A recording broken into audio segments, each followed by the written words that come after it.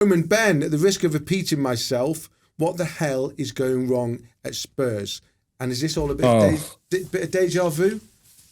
Yeah, just a little bit. It feels like we've been down this path before. I actually don't feel like the Spurs-West Ham game at the weekend could come at a better time, because I don't think the mismanagement of both clubs has been more in the spotlight probably than it is now. Obviously, West Ham in a relegation battle themselves. Spurs not too far away from it. Obviously, the second consecutive season when we find ourselves in a very similar situation in the league. But it's just a mess, really. Obviously, we've got a couple of signings through the door so far in January to bolster the squad, which is a positive. But on the pitch as it stands at the moment, the results have been so poor. The performances have been dreadful.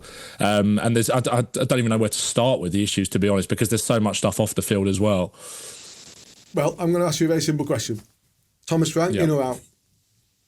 Out for me. Oh, okay. I really wanted Thomas Frank in the summer. I felt like he was a good stabiliser for what was a very hectic, kind of chaotic season last year with Ange. And I know he did obviously so well to bring us the trophy, but it felt like we needed someone who was a little bit more pragmatic, but obviously played good, exciting, attacking football at Brentford as well. And it felt like he was kind of improving as a manager as Brentford got more comfortable in the league. So I felt like he was ready for that jump up, but I don't think he's been able to scale up as much as I thought he was going to, really. And I feel like he just feels a bit lost at the moment. The football is really, really poor. We lack any sort of progression through the middle of the pitch. And obviously we've gone and signed Conor Gallagher, who I think is a good player, but I don't think really aids that too much. I'm sure we'll come on to him. But it's for me, I think he's got to go. I think the club will probably. It depends on what might happen against West Ham at the weekend. My inkling is that Spurs give him the season to kind of see it out and then reassess. But I'm not a fan of his at the moment. I didn't think it would come to this though, where Spurs fans will turn on him big time, and I think that's because some of the comments that he's made in the media, having a bit of a pop at the fans after the Fulham game, and obviously there was the whole incident with the Arsenal Cup last week and stuff like that, which just doesn't help when you're in the situation that you're in, which is again a complete accident, not his fault, all those kind of things. But it's just when so many other things are going so wrong at the club and going so wrong with him, he's just not helped himself out there at all. But yeah, for me, I really hope he can turn it around, but I just, with the way that the patterns of the results are going at the moment and the performances are just kind of getting worse, really. So I just don't see that personally. That's the first time that the words Arsenal and Cup have been used in the same sentence for quite a while. That's what I said after the game. At least he did well to find one, to be fair. And do you know what? It's like if other managers in years gone by, I think if it would have maybe dealt with that better, would have maybe kind of made a bit of a joke in the media about it. I'm not saying like an Arsenal trophy joke or anything, but would have been a bit more self-deprecating. But I think he got really defensive about it after the game, which just shows you at the moment. I think it's all just a bit too big for him. I think there's so much pressure and it's all just kind of like, it feels like it's swallowing up a little bit. And I really hope he can turn it around, but I'm just not convinced at the moment. But I would say that a manager who hasn't got Kulusevski and hasn't got Maddison, hasn't got Kudus, hasn't got Bentancur now. Solanke. He's up against it. Okay, I would say that. I would also say this, and I'll bring you in, Andy, on this. At the start of the season, when we talked about Thomas Frank, and I wrote about Thomas Frank, the question that I asked was, can he make that leap as a person from what it's like going from a small pond to the ocean, going from Brentford to Tottenham, and it really is in terms of spotlight and focus. Ben just touched on it there. Is that part of the problem for Thomas Frank? Is he struggling just to cope with the fact that what you do and say at Brentford is completely different to what you have to do and say when you're manager of Tottenham? Of course it is, but it doesn't help. I mean, hi Ben, by the way. What Ben just said there about him not making a joke about the cup, the Arsenal Cup, this is so trivial, I know. However, sometimes small details tell you a lot. I'm not surprised he's had a sense of humour failure, because everybody in this day and age is piling onto him. So he's probably terrified to make a joke about it, because if he does make a joke about it, then you're going to have 25,000 Spurs fans saying, I can't believe he's made a joke about that. They're our biggest rivals, blah, blah, blah. And if he doesn't make a joke about it, he has 25,000 Spurs fans saying, why didn't he just make a joke about it? The poor bloke can't win at the moment. And I say this, he's been one of probably the only Spurs manager I've ever wanted to really succeed. As a West Ham supporter, bizarre. Yeah, because I dealt with him a lot. Yeah. A few times at Brentford. Such an engaging character. Really kind of comes across as an intelligent, forward-thinking football man, and not afraid to engage on a human level as well. Lots of jokes, last year about Brentford when they were doing well, and having a nice glass of red wine with his wife that night to celebrate this. So there's a human side to him. I just think, there is a valid point that he's caught in the crossfire. But you're just going through those injuries, Ian. If you've lost Harry Kane, you've lost Son as well, and then you've brought in Solanke, who was doing a decent job, and Maddison as well, and then he's lost those players. It's really tough for him, and he's right under the cosh. And Ben, what about the business that Tottenham have done? One of the things that I know I have friends who are Tottenham fans, and one of the things they often talk about is, especially under the Levy regime, was spending. We don't spend enough, and when we do spend, we don't pay the proper wages. Why aren't we doing this? Why aren't we doing this? Okay, so and that's part of Tottenham's recent history. But in the summer, they qualified for the Champions League. That brings money, okay? We thought the Europa League win would be a kind of defining moment in the trajectory of the club. It's not turned out that way. But they did spend some money, okay? So they spend it on Xavi Simons, and they spend it on Mohamed Kudus, and they spend it on Matthijs Tel, okay? Now, in my rudimentary maths, they spent the best part of about £130 million on those players. But they are 21 years old, 24 and 20. My question would be, are they the right players? Look at Manchester City. They need a lift mid-season, so they go and spunk a load of money on Semenyo, who's a proven Premier League player at the age of 26. And what a surprise, he scored a couple of goals already.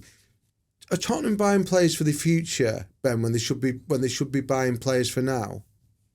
Yeah, for sure. I mean, that's been an issue that predated the Lewis family kind of taking over now. Levy's always had that kind of problem when he's had control of the football club as well. When I look at Spurs' recruitment over the course of the last 5 years or so, or maybe 3 or 4 years, I don't think we buy bad players. Like, every player that kind of comes through the door, I'm always quite excited about. Like Xavi Simons, I think, has had some really bright moments. He's obviously adjusting to the Premier League still. A little bit like what we're seeing with Florian Wirtz. I think Kudus, there was a bit of circumstances. Like, he probably did down tools a little bit at West Ham last year, to be fair. But you saw the season before that there's a quality player in there. Tell, I think we've seen sparks as well. But it's all about timing with Tottenham. Like, we don't capitalise on momentum at the right kind of times. We don't bring in the right sort of players at the right times. It's a bit like Gallagher, I kind of feel like at the moment. I think in isolation, I think Gallagher is actually a player that I've always liked. I think he's a good signing. I think he comes in and he's probably one of our better midfield options in that number 8. But he doesn't quite solve the issues that we've been having with our midfield. Like, we really lack any sort of progression. Spurs rank bottom in the Premier League so far for through balls this season. We need a number 6 that can kind of come in, take the ball off the centre halves and be brave and play through the middle.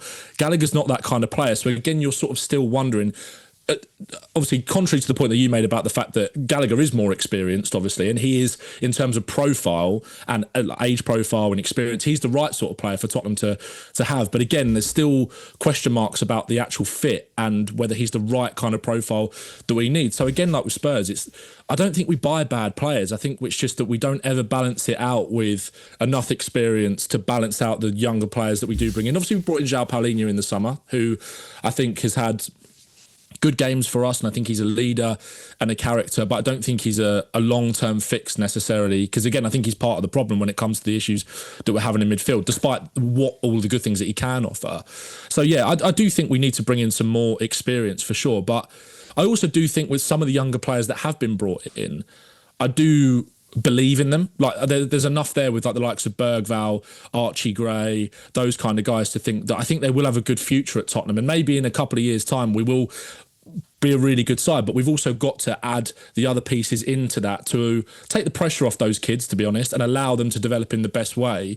So our recruitment, it's the strategy that I question. It's not necessarily the actual players. It's strategy and squad building. I think it's been the biggest issue in terms of our recruitment. Just one question before I let you go, Ben. Is there any pining at all amongst the Spurs faithful for Ange Postecoglou?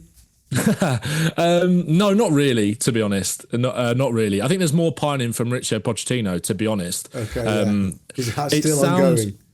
Well, yeah, it's been ongoing ever since he left, to be honest, mate. I feel like he I do feel like with the World Cup coming up in the summer, if the club were to sack Thomas Frank and Pochettino manages USA at the home World Cup, depending on how they get on, it is the sort of PR win that this board would try and do to get the fans back on side to go after Poch again. And I feel like our fan base have never really got over him. So in many ways, even though I would be sceptical because he's obviously not had the greatest time as a manager since leaving Tottenham, I feel like Spurs fans almost need him to be appointed to like scratch that itch. It's like the closure you never got with like a ex-girlfriend or something like that. That's kind of how it feels. Yeah, I think we all have that. Any ex-girlfriends? I don't think they feel the same way. No. Yeah, no, that's really, really interesting. Mark, Poch, I mean, you refereed Poch many times. Poch back in the Premier League, good thing. What, after Nottingham Forest? Oh, Poch, yeah. I loved him. Yeah. You know what was funny when he was at Southampton? He came to Tottenham, and everybody said he couldn't speak English. It was the biggest myth ever because his English was better than mine. And I'm like looking at him thinking, I thought you couldn't speak any English. I think it was one of them romantic things that he used to do, didn't he? He used to deny that he could understand English, but he's such a clever guy. And you know what? I enjoyed refereeing his teams, and I enjoyed his coaching staff that always had a smile on their face. They had this way about them. But it's interesting going back to a club like Tottenham, and it's always about the fairy tales, isn't it? Would it work? Would it work? USA will all agree that probably the USA to take them to the World Cup aren't really going to do much in this World Cup. Therefore, he's going to be available in the summer.